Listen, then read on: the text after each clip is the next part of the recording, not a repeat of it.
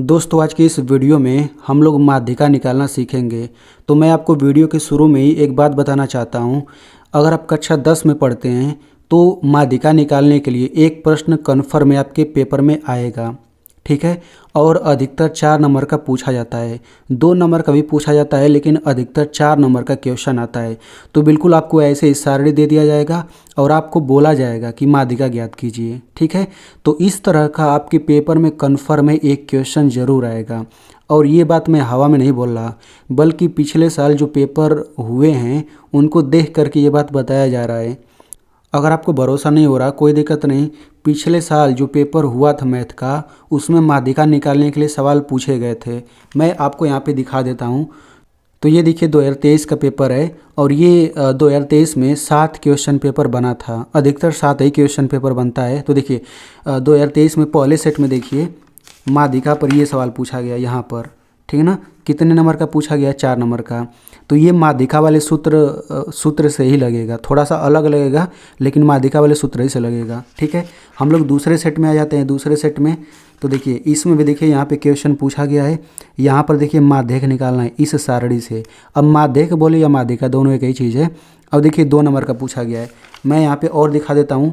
तीसरे वाले पेपर में देखिए इसमें भी देखिए यहाँ पे माध्यिका निकालने के लिए पूछा गया है। कितने नंबर का? 2 नंबर का पूछा गया है। और भी मैं आपको दिखा देता हूँ। चौथे सेट में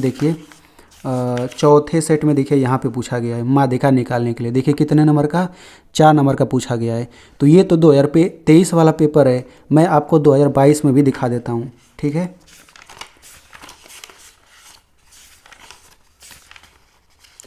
तो देखिए 2022 का ये पहला पेपर है। इसमें मैं यहाँ पे आपको दिखा देता हूँ। देखिए यहाँ पे एक क्वेश्चन पूछा है माध्यिका निकालने के लिए, वो भी 4 नंबर का। ये दूसरे पेपर में हम लोग देख लेते हैं। तो देखिए दूसरे पेपर में यहाँ पे पूछा गया, देखिए माध्यिका निकालने के लिए कितने नंबर का? 4 नंबर का। यहाँ पे मैं आपको तीसरे सेट में भी दिखा देता हूँ। तो यहाँ पर देखिए ये भी माध्यिका निकालने के लिए पूछा गया है। अभी और भी चेक करेंगे तो सभी में पूछा गया है। यानी कि आप समझ सकते हैं कि माध्यिका आपको जानना कितना महत्वपूर्ण है। तो आप लोग इसे ज़रूर समझिएगा। और मैंने इस वीडियो में माध्यिका निकालने के लिए एकदम सिंपल भाषा में मैंने आपको समझाया है, आप लोग एकदम आराम से समझ सकते हैं, ठीक है। तो यहाँ पे 2 प्रश्न है, आप लोग इन दोनों को समझिएगा क्योंकि ये दशमलव वाला थोड़ा सा कैलकुलेशन है और ये बिना दशमलव वाला है। तो दोनों तरह से कोई भी पूछ सकता है। तो चलिए सबसे पहले हम लोग माध्यिका का सूत्र देख लेते हैं और थोड़ा बेसिक जान लेते हैं। तो देखिए माध्यिका बोलिए या फिर माध्यक बोलिए, दोनों एक ही चीज़ है, ठीक ना। दोनों को इंग्लिश में क्या बोला जाता है? मीडियन बोला जाता है, ठीक है। अगर आपको माध्यिका कहे या माध्यक कहे, दोनों में से कोई भी पूछ ले आप माध्यिका ही निकालेंगे। अब देखिए ये होता है माध्यिका वर्ग या माध्यक वर्ग, ये भी दोनों एक ही चीज़ है, ठीक है। तो जब भी हमें माध्यिका निकालना रहता है तो हम सबसे पहले माध्यिका वर्ग निकालते हैं, उसके बाद ही हम लोग आगे बढ़ते हैं। ये कैसे निकलता है हम लोग अभी आगे समझेंगे, ठीक है।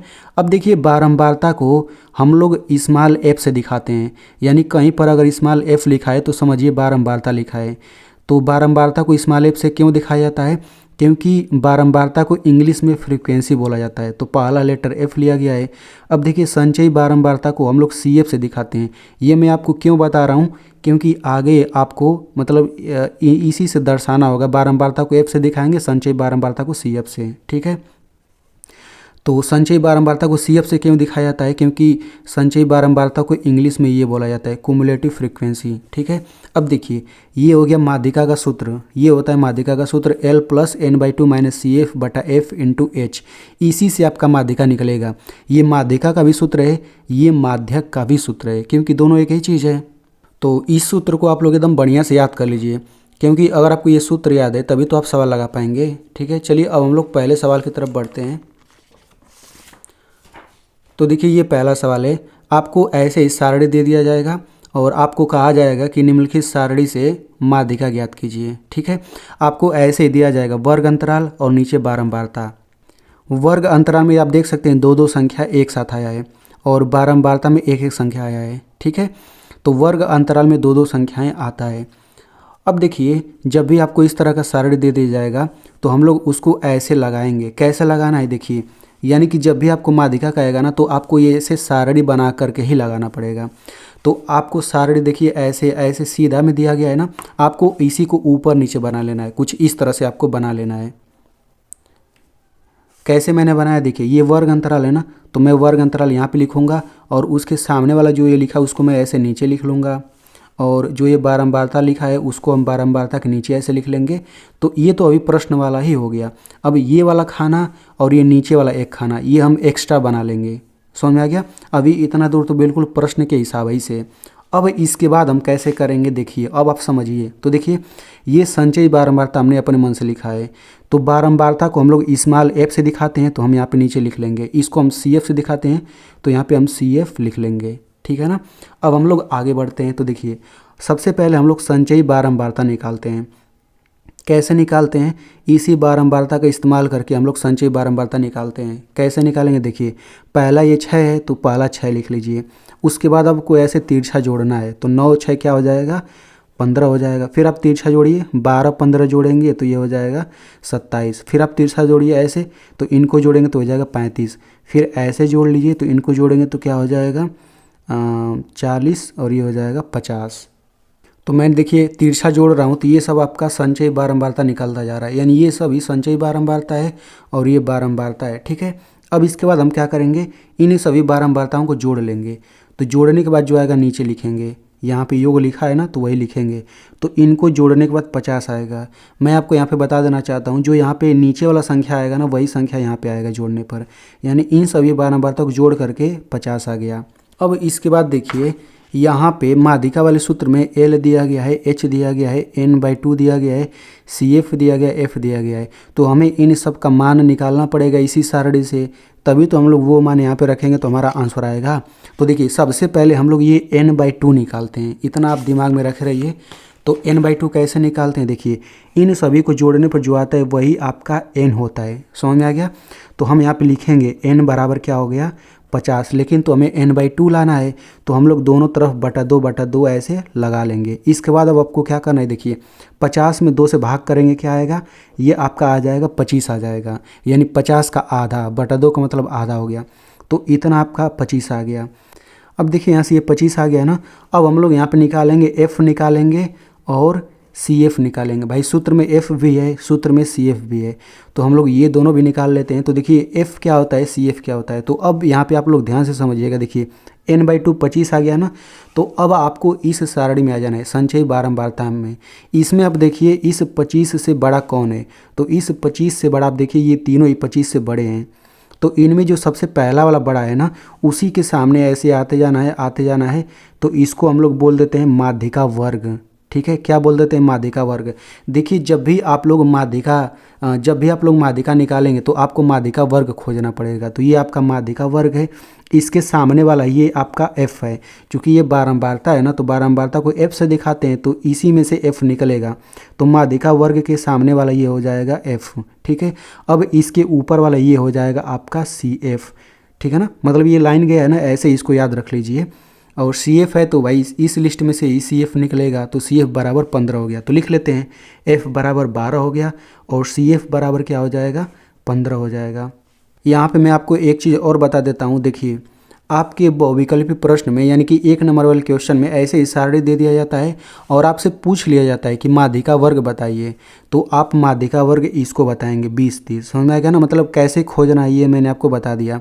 तो ये आपका हो जाएगा माध्यिका वर्ग। तो हमने ये तीनों निकाल लिया। अब हमें L और H निकालना है। तो देखिए L और H जो निकलता है ना, इसी माध्यिका वर्ग ही से निकलता है। तो हम लोग यहाँ पे लिखेंगे चूँकि माध्यिका वर्ग बराबर, चूँकि माध्यिका वर्ग क्या आ गया है? माध्यिका वर्ग आ गया है 20 30। तो यहीं से आपका L और H निकलता है। कैसे लिखेंगे? L जो होता है ये पहली संख्या होता है, H क्या होता है? इनको घटा लीजिए, 30 में से 20 घटाएंगे क्या आ जाएगा? 10। ठीक है ना? यानी कि फिर से मैं यहाँ पे आपको बता देता हूँ कैसे निकालेंगे। तो देखिए, सबसे पहले हम लोग N/2 निकालेंगे, ये हो गया 25।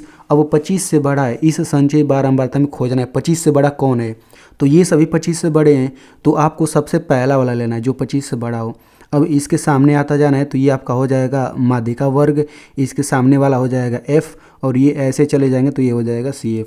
तो इस तरह से हमने ये निकाल लिया, और ये जो माध्यिका वर्ग है यहीं से आपका निकल जाएगा L और H। ठीक है? इसके बाद अब हम क्या करेंगे, बस अब आपको फार्मूला लिखना है, उसी में इन सब का मान रख लेना है।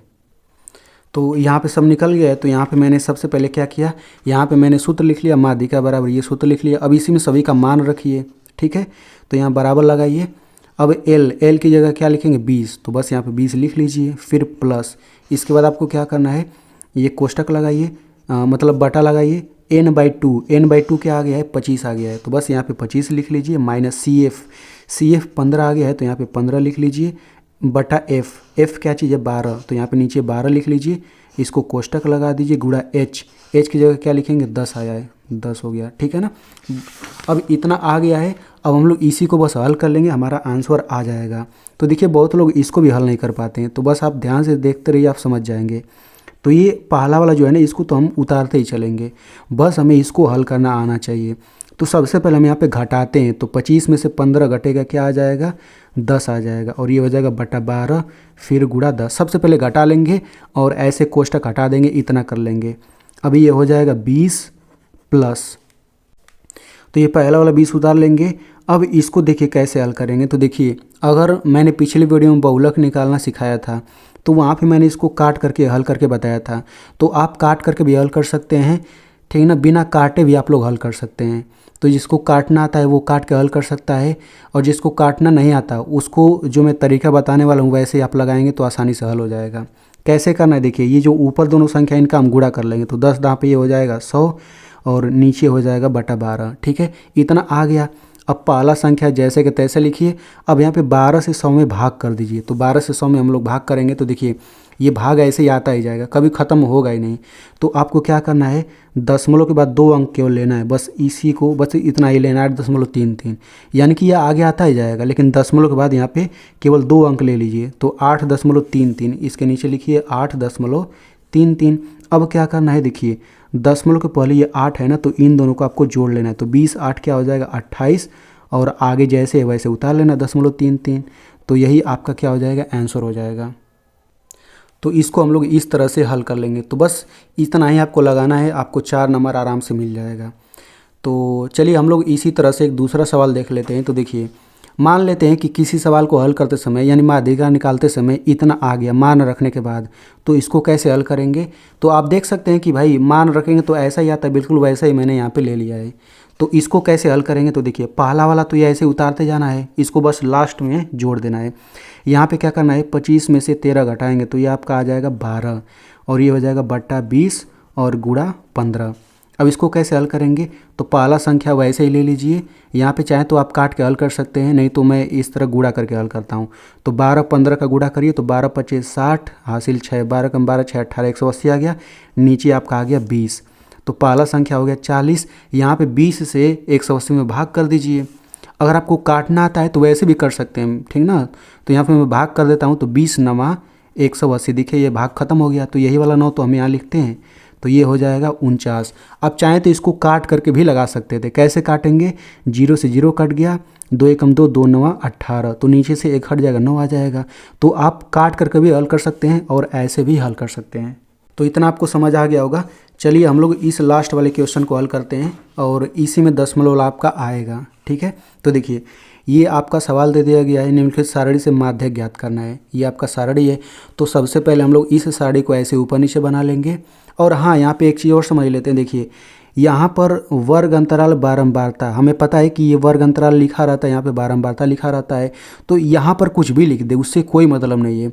ये जो दो संख्या है ना, हम समझेंगे कि यहाँ पे वर्ग अंतराल ही लिखा है, यहाँ पे बारंबारता ही लिखा है, यहाँ कुछ भी लिखा रहे, ठीक है। तो चलिए हमने इस सारणी को ऐसे ऊपर नीचे बना लिया। उसके बाद से ये तो वर्ग अंतराल होता है और ये बारंबारता होता है, तो मैंने इसको F से दिखा दिया और संचयी बारंबारता लिख करके मैंने CF से दिखा दिया, और वैसे हमने तिरछा जोड़ करके ये संचयी बारंबारता निकाल लिया, ठीक है। अब सबसे पहले मैंने देखिए जोड़ेंगे तो ये 65 आ जाएगा, तो यहाँ पे n/2 65/2 आ गया। जब 2 से अब भाग करेंगे ना, देखिए मैं भाग करके दिखा देता हूँ, 2 से 65 में भाग करिए, 2 3 6, ये कट गया 5 आ गया, 2 दूना 4 हासिल 1 दशमलव लगा के 0, 2 5 10। आप देख सकते हैं कि 32.5 आ रहा है 32.5 भाग करके। तो जब भी n का मान यहाँ पे विषम संख्या आएगा ना, तो ये दशमलव में ही आएगा, कन्फर्म है, ठीक है ना। तो जब भी दशमलव में आएगा तो केवल यही दशमलव में आ सकता है, और ये सब संख्या रहता है, ठीक है। तो ये 32.5 का मतलब होता है 32.5, यानी कि 32 और आधा वही तो 32.5 होता है।